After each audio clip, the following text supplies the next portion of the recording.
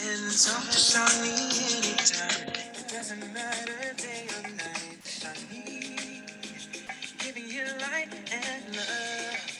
We're coming on without a doubt. There's nothing you can't talk about. Shani, get ready to start the show. You're with Shani and you know we're gonna talk. Ordinary people and extraordinary God. Check the reference in Ephesians 5. We walking in the light and we're living in love. You know with Shani we gon' keep it intact. Cause every Monday got it coming. Yeah, we coming right back. So act like you know we get it on and popping at the Shani Show. You can talk to Shani anytime. It doesn't matter day or night. Shani, we're giving you light and love.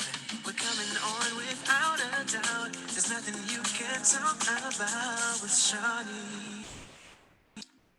Welcome to another episode of the Sharing with Shani Show. I am your host, Shani. It is the first Monday of February. What up, Mika? Not much. What's up, Elle? I see you working out though. I see you trying to get your workout on. Yeah, I've been doing it consistently since last March. I know. So just trying to continue to hold myself accountable and build self-discipline, but also just not become a wreck during all of this crazy madness. Mm-hmm. Yeah. Getting back to myself. I enjoy working out. So I meant to tell you this a couple weeks ago because I was having this conversation with I don't know if it was the homie or if it was somebody else, but we were talking about different types of diets and eating lifestyles, right? Mm-hmm. And I was like, then I was like, well, I said Mika from the show has a plant-based diet, right? And so why did I say that? Because then they had all these questions that I couldn't answer, right? And I was like, but I was like, they were like, oh, so she don't eat. So they were trying to confuse you like you were a pescatarian. Okay. I'm like, she's plant-based. I said, I don't think that salmon is included. It's not a plant, right? Like, and then we go there. I'm like, not a plant, right? And then it came down to, well, what's the difference between plant and vegetarian? Mm-hmm. And I was like, I don't really know, but I'm gonna ask Mika and she'll do a show on it.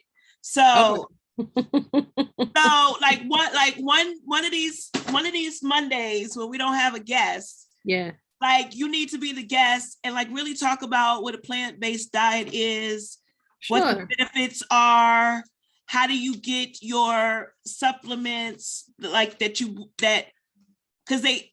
And is it a myth? I mean, because we could just be believing the hype, like we're supposed to eat meat because it has, protein K in it or whatever it is, right?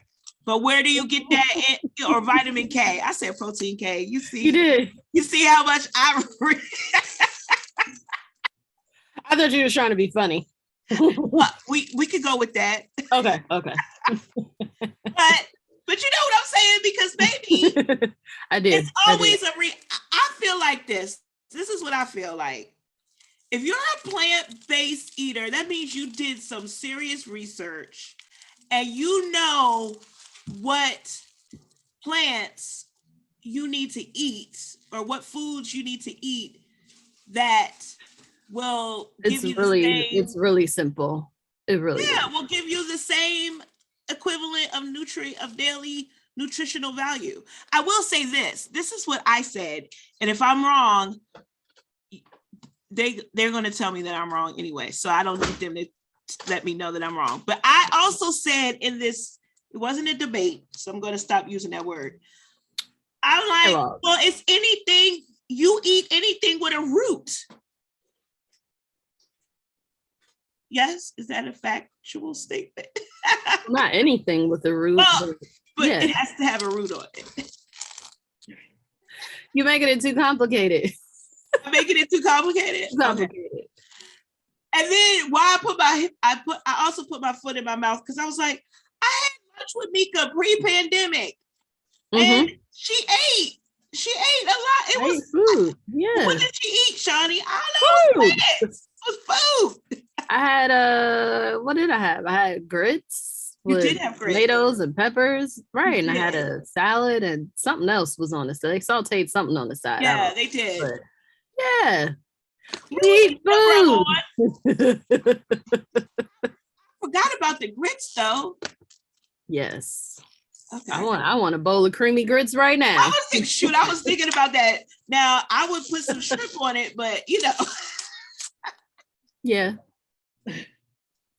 Shrimp is addictive. Shrimp was hard to give up. Really? Most definitely. Yes. Like, yes. How have you been staying the course? That was our whisper for last week. Yeah. It's just, one moment at a time, really. Mm-hmm. So for me, my trainer and I had a nice discussion this morning. It's assessment time. It's the start of a new month. So we assess where we are, where we thought we would be perhaps, or where we would like to be, etc. And I don't think I shared on the show, but I was not in a good place in October. And we're talking like to the point of I thought I could be hospitalized, like physically, health wise. It just wasn't good at all. Stress is a culprit. I don't know any other way to say it. It can emulate major diseases, can be the contributor to so many things going wrong in our bodies and in our systems. And like you said, because I do eat rather well, I knew it wasn't my diet, and it's not, and y'all don't at me. Y'all can save it because I didn't heard it all. But people like, oh, well, you're lacking this and you're lacking that. Like that's not even how it works. Mm-hmm. So I knew, when you address what you might feel the problem is, and it's still just prolonging. I think somebody asked, after we reviewed everything, they asked like, well, are you stressed? And I was like, is that a trick question? Right. Just, I don't know. What are you looking for here? Just like a yes? Or are you honestly asking me that question? And he was like, absolutely. And I was like, yeah. And they was like, well, how? And I was like, so you ready? And but it's not just stress, right? Like stress would be the simplistic word for it. It was stress and everything that comes along with being stressed. But I think not really understanding how important it is to know how we respond to stress. Mm-hmm. I have shared before, like I'm an internalizer, and when I process inwardly and not outwardly. So COVID having more of an impact in my personal life than I really thought it did. I haven't personally lost loved ones and things like that. It's been happening around me.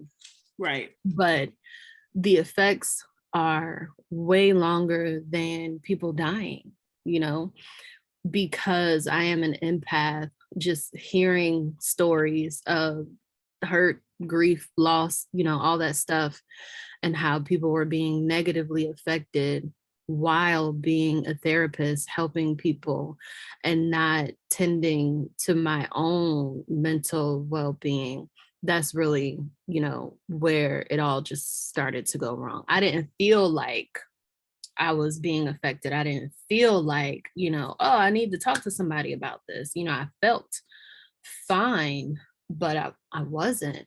So, and by the time everything happened with my resignation and stuff, I would say probably the second week, when I didn't have to wake up early for the day job, it all hit. I could no longer do my workouts. I felt like I was recovering from some major life changing something, like I had to go to rehab and learn how to do things all over again. Not so much how to, but just to rebuild muscle, So like I said, I've been working out consistently since March.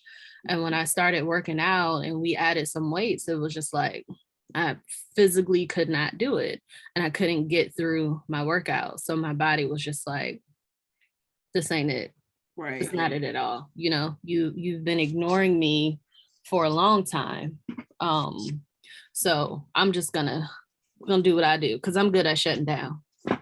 I'll shut it down in a heartbeat. My body was like, oh, okay. So I'm gonna let you know how it feels. And that's what I was dealing with. So coming, rebuilding, it was also like a blow to my mental ego. Also, being an athlete, right? And I don't consider myself old. These little young people out here, just so disrespectful. When you say that you're over 30 and up is old for them. I didn't grow up that way. That was very disrespectful to call anybody old, first of all, even if they really were, right? Like just to say that to their face is like, who raised you?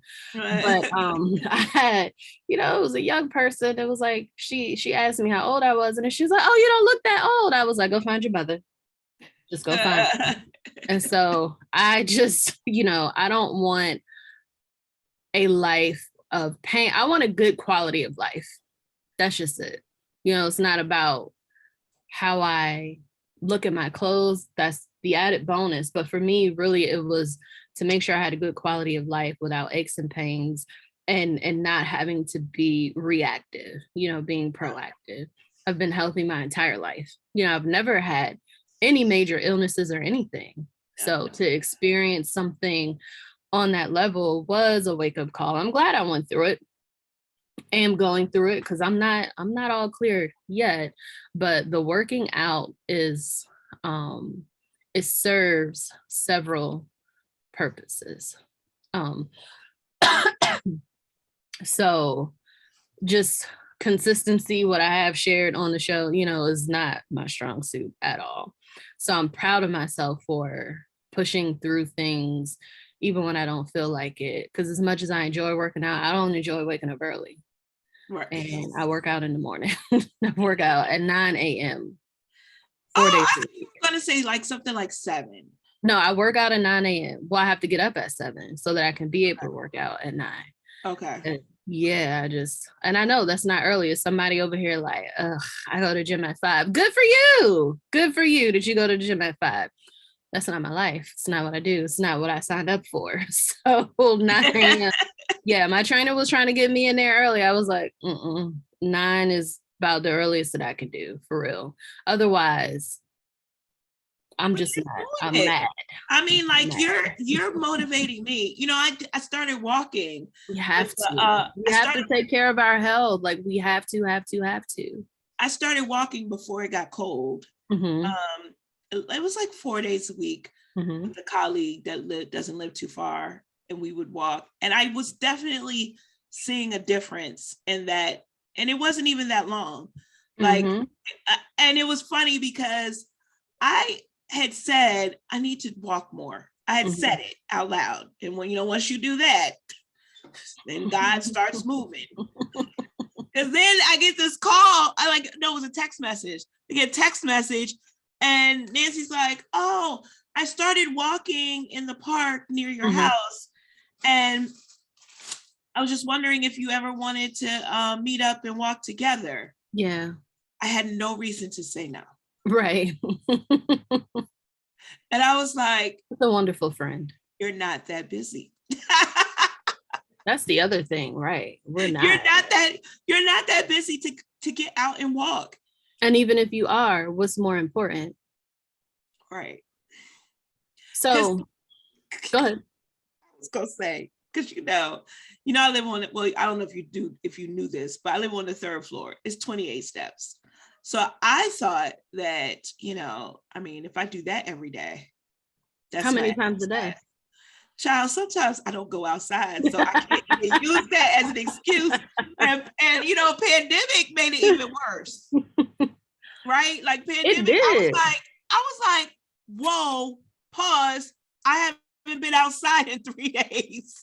That was me a couple of weeks ago. I realized I hadn't gone outside. Yeah. Why do I Like feel when any so part of blue? your schedule changes, right? Like Yeah. I drop off Halo every day, but if it's holidays or teacher work days and I don't have to drop her off, then right. And I'm like, wait a minute, I haven't sun haven't connected with the sun. You need sun. I don't care if people say that you don't need the sun. Right?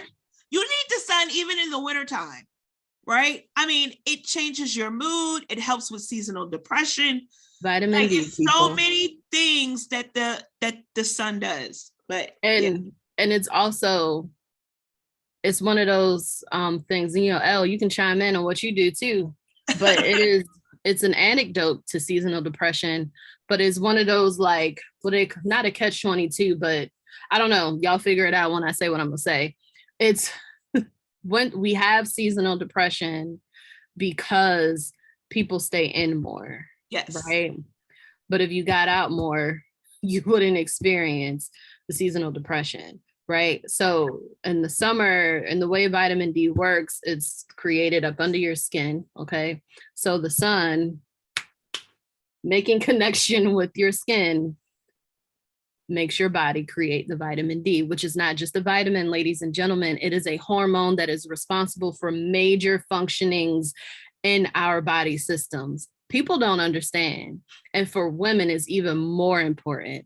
So in the winter, it's cold, it's dark, you don't want to go outside. And all that does is create this horrible cycle of seasonal sadness because, you know, you need the sunlight. You just need it. And so the more and it stores, your body will store it. So if you got out in the summer, you know, like whenever you can get in the sun, get in the sun. Also, I think it's important to say that the rays does not travel through windows. So you got to crack the window when you're in the car so it can go on in there and meet you and greet you, right?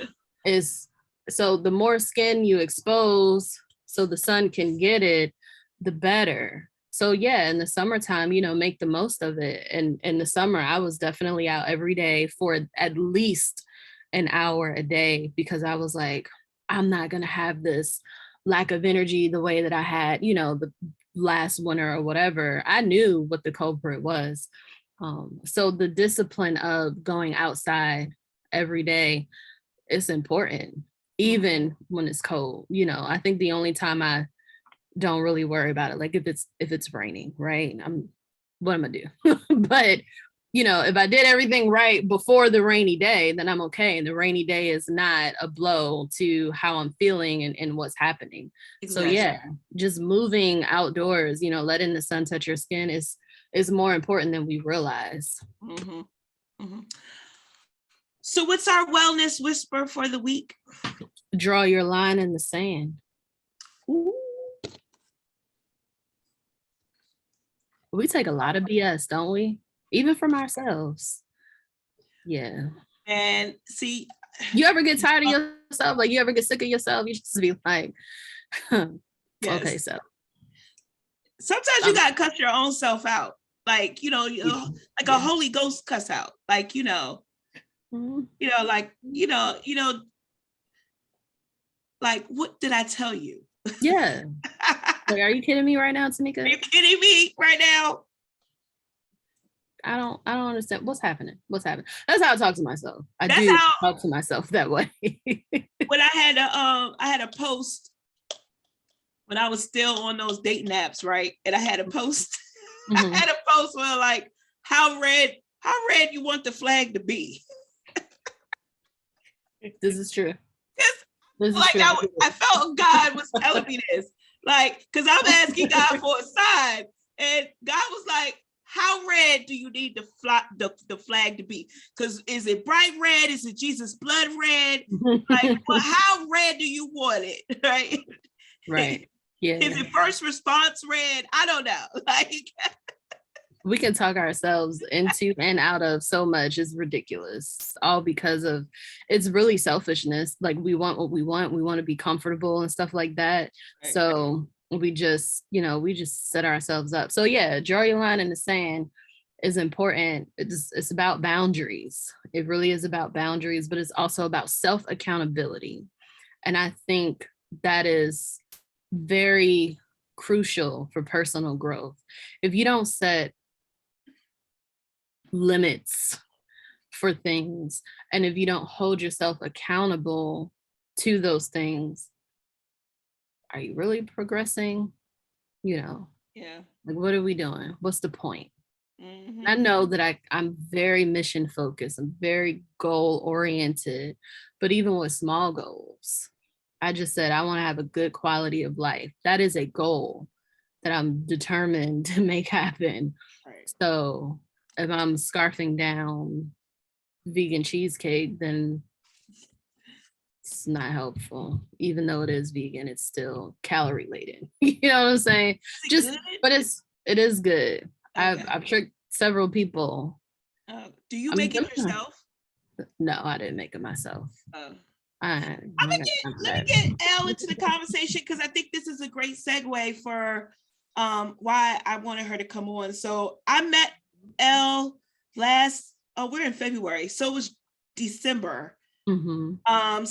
I don't know, somehow I got her post, somebody shared her post, and I was like, oh my goodness, this is so real.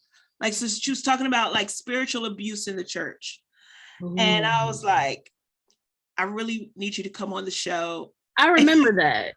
And she said yes, and she's here. I'm so excited, right? So Elle Arters is a graphic designer, a mom of 4.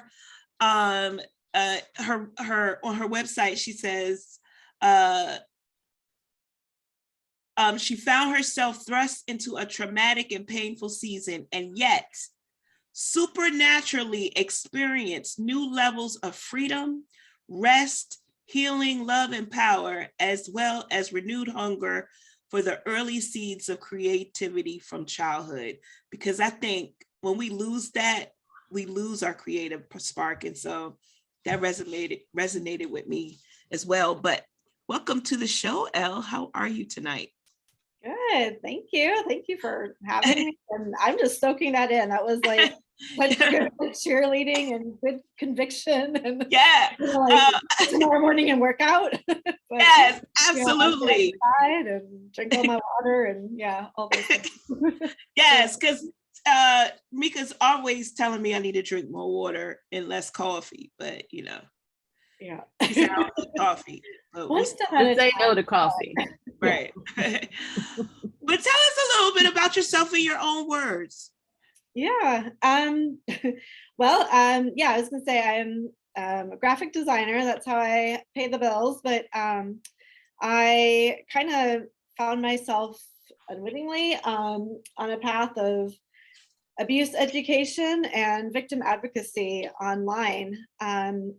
I'll kind of get into my story maybe in a minute, but I've been doing that for probably the last 5 years or so. And I've got 4 kids. I've got 3 boys and a girl.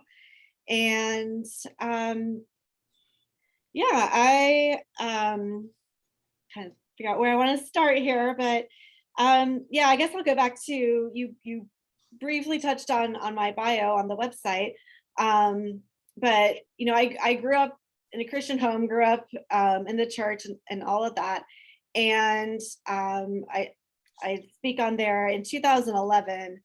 In fact, this month, 2011, my world kind of exploded and everything changed. And I kind of look at my life now, like pre-2011 and post-2011. And that primarily the catalyst for that change was leaving a destructive marriage. But that ended up kind of exploding everything in my world. And that included my relationship with the church. It included, in some ways, really my relationship with faith and God, and like everything just kind of got put on the table. Like I say there, it was the most traumatic thing I'd ever experienced. It was just terrifying and all this unknown, but at the same time, it ended up being one of the best things that's ever happened to me in my life. It was such a powerful season, and really a season where I just kind of got to know God again, or got to know Jesus again, in deeper ways, fuller ways. And really that's kind of the last 11 years has just been a continuation of that. And yeah, like you shared, I didn't immediately start, sharing all my story or sharing things that I was experiencing online. But somewhere along the way, I think for me, I actually went through another season about 5 years ago where my voice was really limited on what I could share. That's like kind of a whole other story, but just through like a very difficult post separation and post divorce and just a lot of things like that. And so I actually started sharing early on just as a way of like almost kind of feeling like I'm trying to stay alive a little bit. Like I felt like I just couldn't, very few people knew what I was walking. So anyway, so it just became like a creative outlet.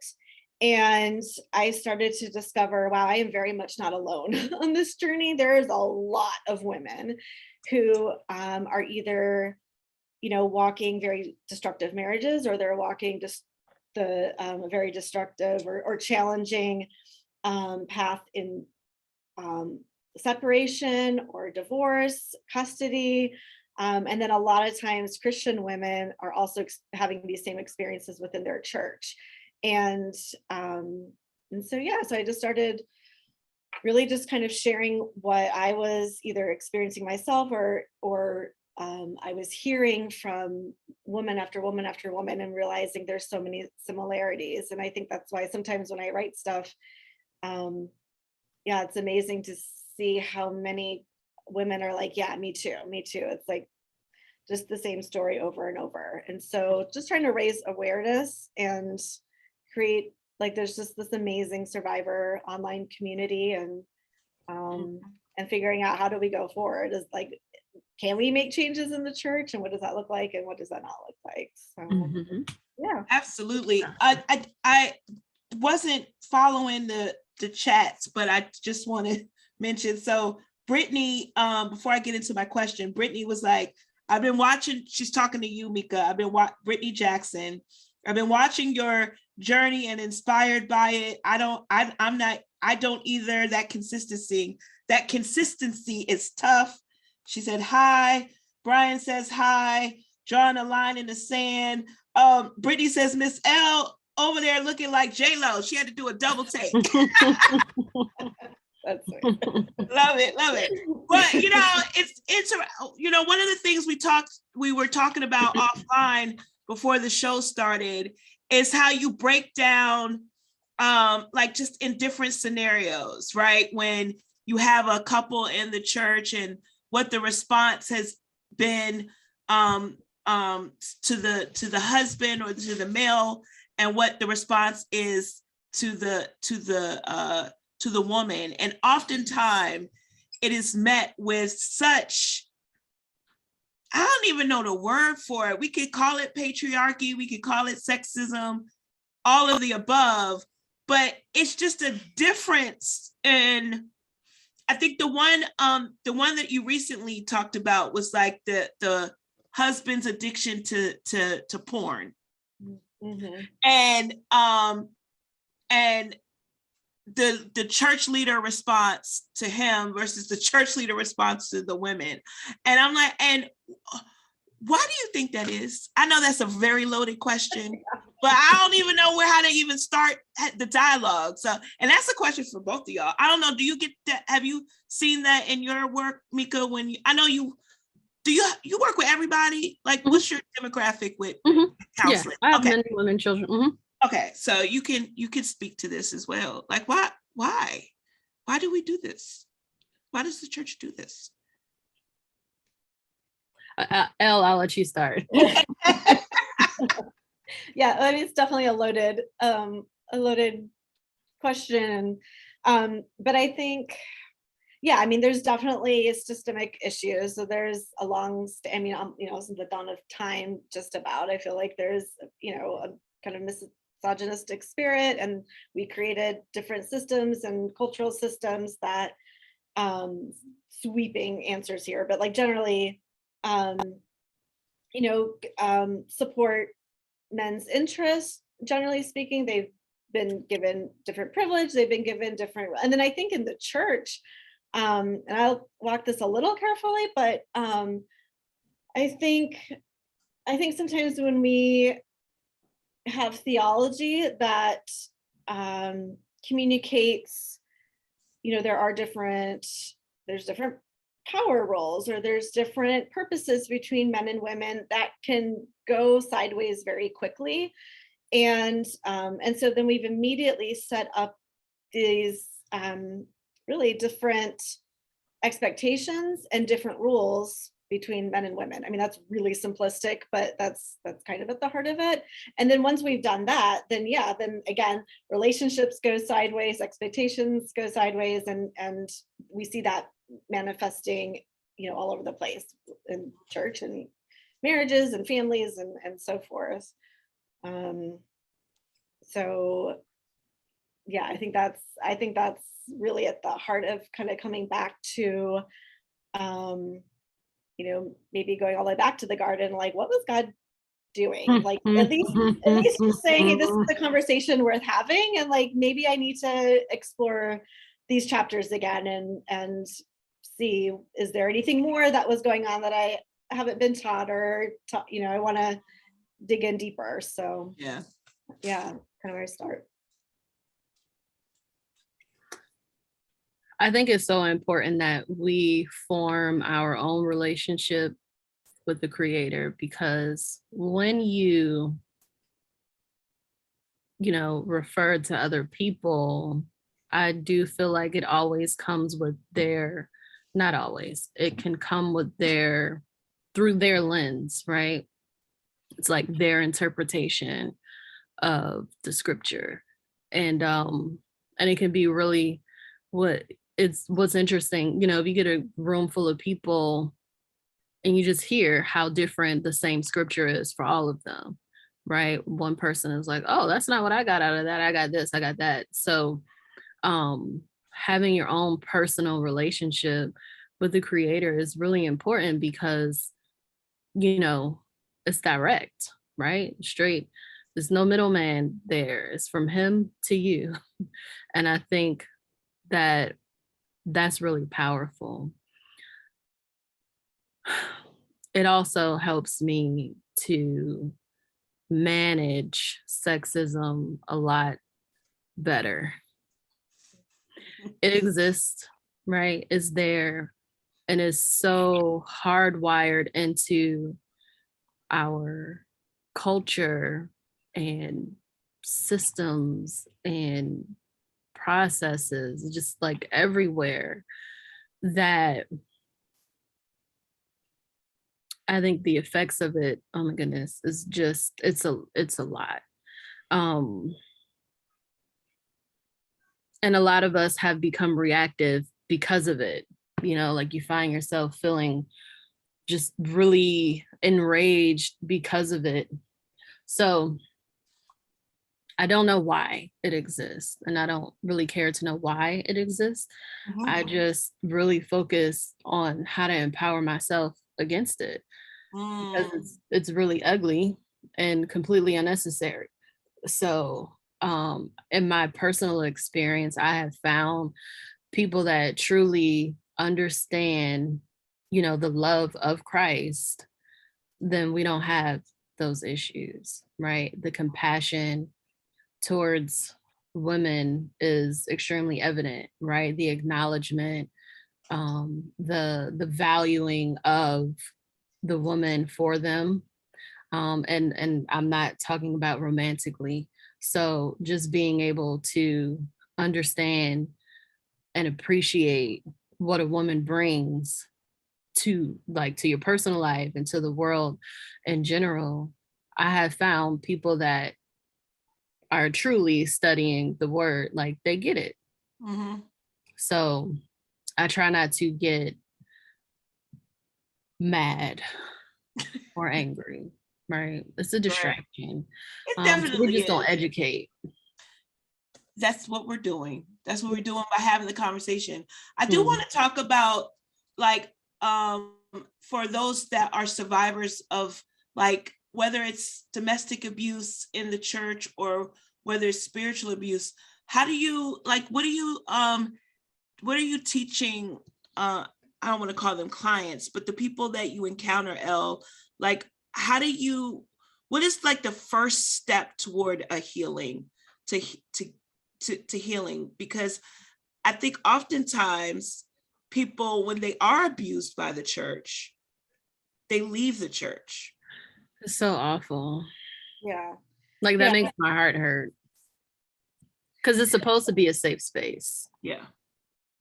Yeah, exactly. And I think, that's why it's so devastating, because this place of safety and security and a place that's teaching and supposed to be speaking value over your most core identity, they're weaponizing these things. Yes. So it's not even that it was a really good word, not helpful, but that, like, they've literally weaponized scripture, or they've weaponized their role in your life, or and so it can be profoundly devastating.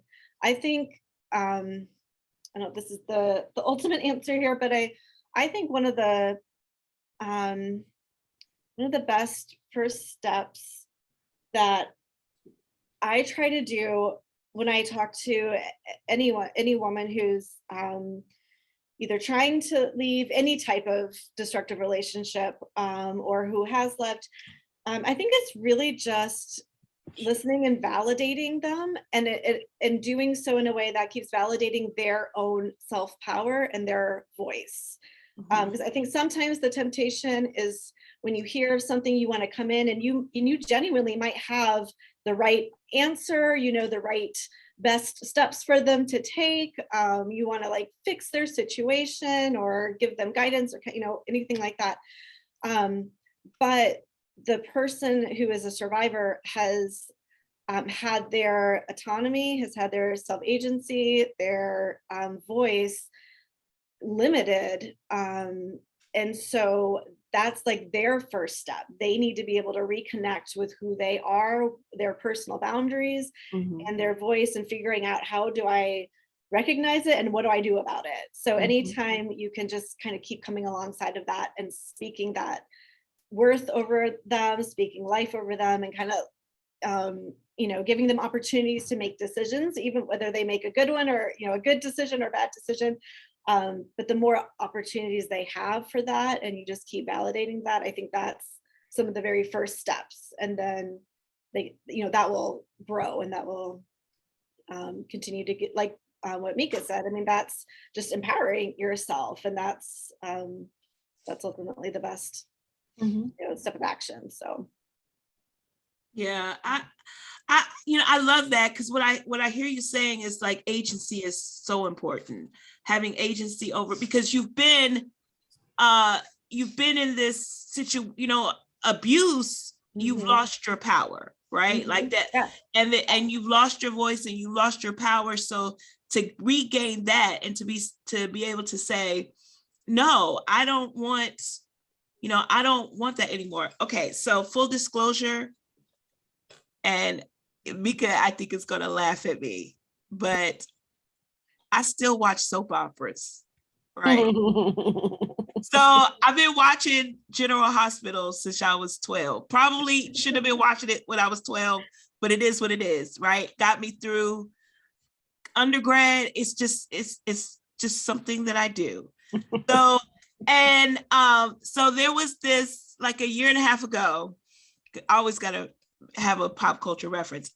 There was a character on the show that was involved in a cult, right? And then her sister saved her, and, like, she got out the cult in time. Her sister saved her, blah, blah, blah. So one of the cult leaders is going through this season of repentance, and knowing that she did something wrong, and she's trying to, like, make her wrongs right and all of that, right? She's now befriended the mother of the girl that was in the cult, right? So the sister is like, stay away from my mom because it's going to be very traumatic to my sister, and this is not right. This is not fair. Da, da, da. And the sister was like, you don't get to do that. See, I'm bringing it home, y'all. I'm bringing it home, right? But the sister was like, I get to decide if I have a problem with our mother being friends with this person. Mm-hmm. I get to decide that, right? And I get to decide if I want to forgive her for what she did to me. I get to decide that. You don't have the right to do that. And I think a lot of times, especially people that we love, we want to protect them. Mm-hmm. And so we think this is what's best for them when we should just be, but how do you do that? How do you just let somebody who's been in trauma or is in trauma, how do you let them navigate through the areas of healing in a way that they do feel like they have agency over their decisions? Is that a good question? That's a loaded question too. Well, I'm just the woman of loaded questions tonight. I feel like if you want them to figure it out and you want them to have agency, then you understand that making decisions for them is the opposite of that. So good. While we want to be helpful, I feel like, it's human nature to be controlling, right? We have characteristics that we actively have to fight against, right? And once you have mastered it, doesn't go away. You just, you need a refresher, basically. And when you care about people, especially people that are in dangerous situations too, right? You want to be able to like snatch them out of it. But I do feel like we have all learned or are learning that you can't learn a lesson for somebody. And then also I think praying for discernment is important as well, because, there might be times where you have to do it for someone, like a thing, not the whole thing, but like equivalent to someone trying to drive drunk, right? Taking their keys versus hoping they'll figure out they shouldn't drive. Right? It's like, yeah, they're going to get behind the wheel. Let me just grab their keys. But there are times where people don't even do that, because they feel like they are, well, I didn't want to do that for them, or, I wasn't trying to have them think I didn't trust them or whatever. So just really understanding, I think, different types of situations is very important, but we cannot learn lessons for other people and we can't do the work for them. I tell my clients that all the time, like, hey, I'm your therapist and I'm here with you, right? I'm here to provide access to information. I can prompt you to do the work, but I cannot do this work for you. And I won't do the work for you either, because you have now decreased the value in that. So that's how I look at it. As much as I want to, even when I look at raising my daughter, there are times where I'm just like, oh, if you could just do it, maybe I can do it for her. And then her dad won't, he won't get on it too hard. But I'm like, nah, she got to figure that out, Right. So yeah. And it comes from a good place, but we can really harm people by doing the work for them. Mm-hmm. Yeah, I totally agree with that. And I think what can end up happening as well, even though most of us would never do this intentionally, but when we want to kind of come in and rescue, and that's coming from, it seems like, a good heart, but we're kind of indirectly communicating to that person, you don't have what it takes. You go. You need me to come in and rescue you. So then the message becomes things like, you don't have what it takes, you're not strong enough, you're not smart enough, you're not, some fill in the blank enough. Mm-hmm. Whereas when we back off and we're like, okay, you do have what it takes, and you're going to figure this out. And if you make a mistake, that's okay. You've got my support, because I trust that you're going to know how to fix that problem if that's where you're at, and so forth and so on. And it becomes such a life-giving, empowering way of relating, I think. And then, I mean, I feel like nearly always that person, even if they do struggle initially at some point, because the message is, you got it, I believe in you, you can do this, that starts to connect in them, and then they are starting to make stronger decisions, and then that of course is encouraging, and then it starts to snowball in a positive way. But it is really hard at the very beginning if you are trying to come along and support somebody who is making decisions that you might see like, I would totally go left and you're going right again. And like what Mika said, I mean, that's exactly right. I mean, use discernment. Sometimes there really isn't, it is wise to step in. But a lot of times it really is just about being that cheerleader and helping them connect with who they really are inside. Because if they're a survivor, again, they've been getting the messages that are counteracting the truth about who they are. So it's really just trying to replace a lot of those lies with, well, who are you truly? Who are you in the Lord? Who are you? Well, and even for those who are, I mean, ultimately, I know like we would certainly support that, but even for those who've been spiritually abused or do either take a season or they just walk away. They're like, I don't know what to do with this God anymore, or Jesus anymore, or the Bible, and just everything needs to be like on hold, or I'm strong-armed, or I've completely rejected. I think there's still just a sweet grace of still being able to encourage them. Like they're still made in the image of God. They still have just these core strengths about themselves and their own power and authority that they can connect to. And yeah, just kind of create new life for them. So I love that, sweet grace. I love that. I never heard of that before. Elle, can you tell people like what you're doing in this work of helping trauma victims? I don't want to call them victims. That was inappropriate. Survivors. Like how can people get in contact with you? What do you have going on? Can you share all of that? Yeah. Right now, if anybody wants to connect with me online, mostly I'm on Facebook right now.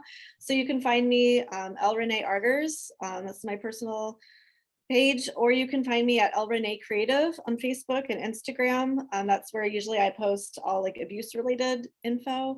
Anybody can just PM me. Right now, I'm not doing anything like official. I've done I've worked with other nonprofits like Give Her Wings, which is an awesome nonprofit. Check that one out.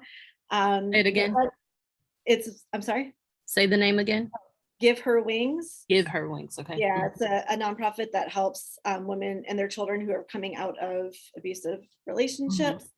So right now, so if anybody has questions, thoughts, or whatever, you can just reach me directly, and I just try to like connect people with the right resource or nonprofit or whatever.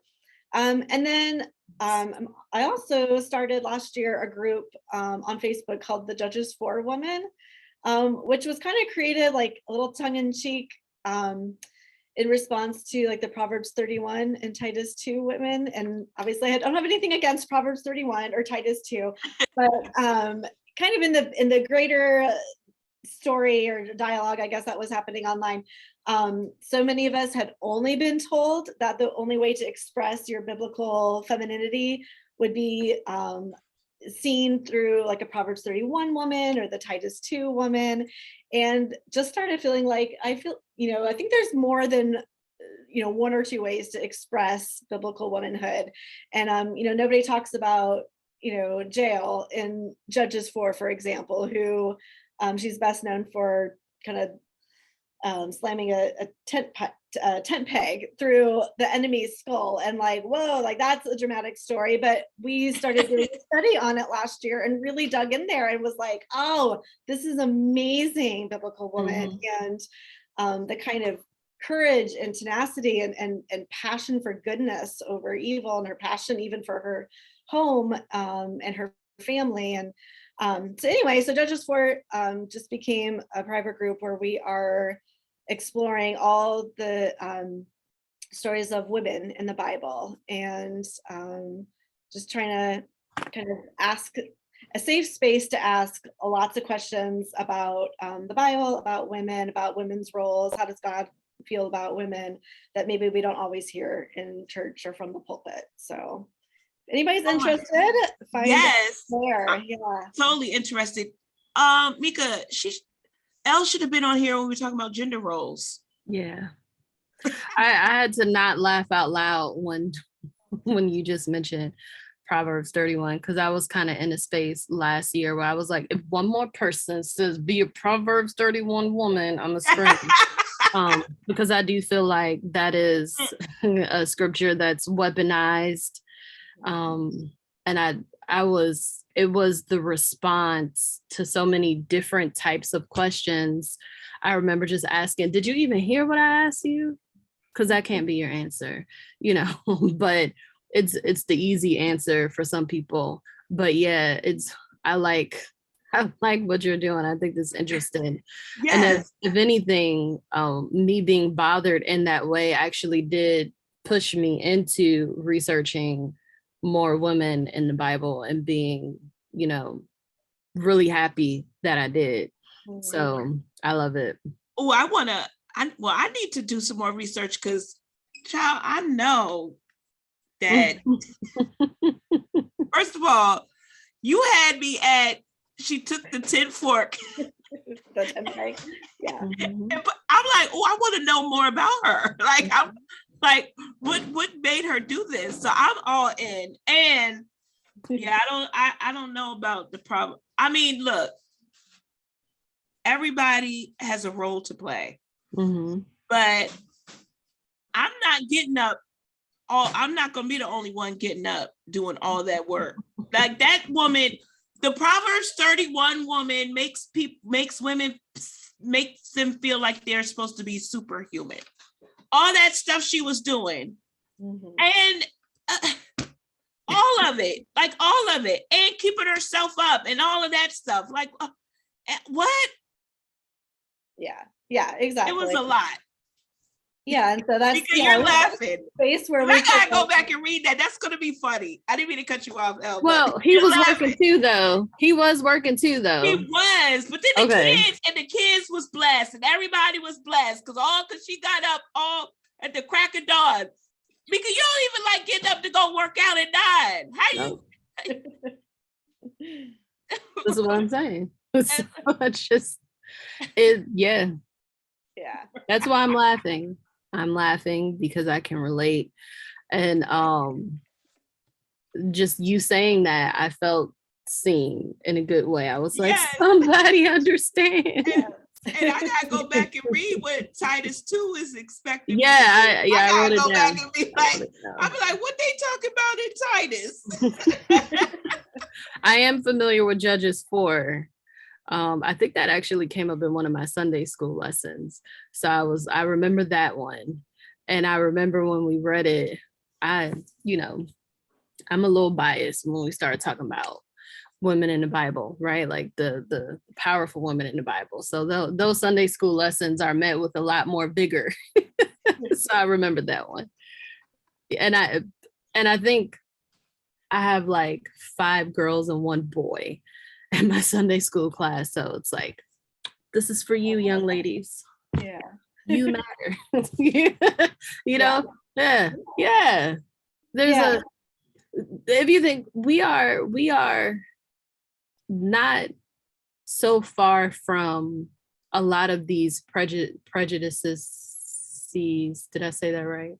Whatever, discriminations, as we think we are. I mean, you still have churches that say like women don't belong in the pulpit, right? We still have churches that feel like women shouldn't work. That's something I can get behind. Well, this says I had to go, so I looked it up, y'all, because I had to look it up. But it says Titus 2 says then they can urge the younger women to love their husbands and children, to be self-controlled and pure, to be busy at home. Yeah. And it's At not home doing what? Yeah. And it's not, of course, I'm not trying to say like, No, it's not good to be at home, or it's not good to be busy, or another one in my circles, at least in my past experience with the certain churches, like 1 Peter 3 is another one where it just seemed like for some of us in these certain evangelical circles, we were getting told ad nauseum, really the only or best way to express your biblical womanhood is to, not say a word, pray only, have 1,000 babies, and stay at home. And again, I'm not saying, I have 4 children. I'm thrilled to do that. I was a homeschooling mom for a season. I'm not saying any of those things are wrong in and of themselves, but also, I don't know, that felt like a very limited way of expressing your full femininity that God made you. And so we started looking at people like JL. We looked at Leah. We looked at Abigail. Name them. Yeah, like there's so many good ones, and trying to dig a little deeper of like, okay, generally we might have heard, 1 or 2 or 3 things from the pulpit or in your Sunday school lesson from some of these kind of the major heroines in the Bible, but let's dig a little deeper and like what else is there. And I'll say this carefully, and I do mean it respectfully, but generally a lot of times it's usually male pastors who are speaking on some of these chapters, and not to say, of course, they could certainly dig in there and find all the insight, but sometimes they can I don't know, I feel like sometimes it can still be delivered from a biased perspective, whether that's intentional or unintentional. And obviously, depending on your theology, can slant a chapter. But anyway, I don't know, I've personally have gotten a lot out of, I'm so glad people wanted to show up and do some of these studies. Because I wanted to go back in there. I didn't talk at length, but I went through enormous spiritual abuse. I had a detox from the Bible for a season. I had to detox from church for a season. And so this was part of my own personal way of kind of getting back into the Bible and really studying it. Like I'd been in the Bible again, and it didn't feel quite as scary or harmful, but I hadn't really studied it in quite a while, and wanting to like, what does that look like? And our questions are okay, and how many questions can I ask? And we just started finding loads of, I think, really amazing perspective on the character of so many of these women in the Bible. And that became, far more inspiring to want to be like. So, yeah. I love it. Yeah. Thank you so much, Elle, for coming on tonight. Thank you all for coming on. Oh, we got new people. Dawn, thank you for watching. Patricia, thank you for watching. James, Mika, thank you for watching. The wellness whisper for the week is draw a line in the sand. Draw your line in the sand. Draw your line in the sand. Yes. This is the Sharing with Shani show, highlighting ordinary people working for extraordinary God, sharing love, light, and life. Join us next Monday, same time, same place. And our special guest is Lyle Garrity. And she created that picture behind me. The red. Nice. That's Hannah. That's nice. So she will be with us next Monday to talk about Full to the Brim. It's a 6-week study. Okay. That leads us into Easter. So we'll have fun talking about that. This is the Share with Shani show. Did I already say that, Mika? All right. I will say it again. Thank you. God bless you, and peace.